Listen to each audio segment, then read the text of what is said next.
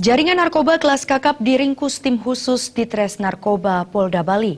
3 tersangka ditangkap, barang bukti yang diamankan tergolong fantastis, yaitu 1.650,19 gram sabu-sabu dan 2.327 butir ekstasi logo jantung.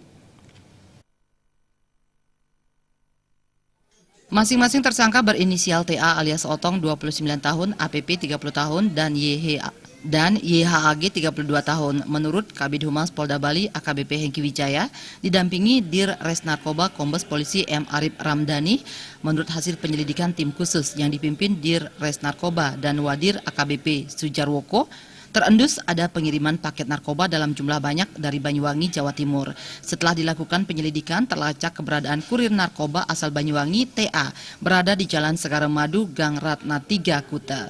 Selanjutnya, pada hari Minggu pukul 18 WITA, polisi menggerebek kamar kos nomor 10 di lantai 2. Saat digeledah, polisi menemukan tas ransel berisi 9 paket plastik yang masing-masing berisi sabu-sabu dengan berat seluruhnya 1.185,19 gram.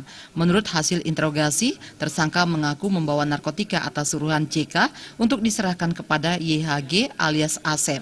Selain itu, disita juga sepeda motor GL200, dompet, dan 2 ponsel.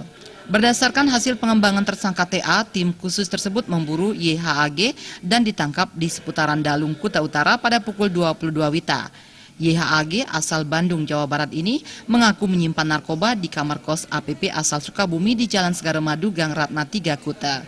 Awalnya barang bukti disembunyikan di mobil APP. Karena mobil tersebut hendak dibawa kerja, barang terlarang itu ditaruh di kamar APP.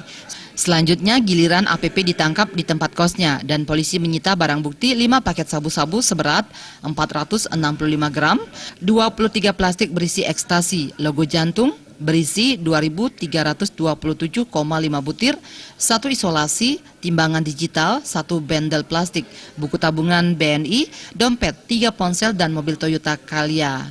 Barang bukti narkoba jika diuangkan nilainya mencapai 3,7 miliar.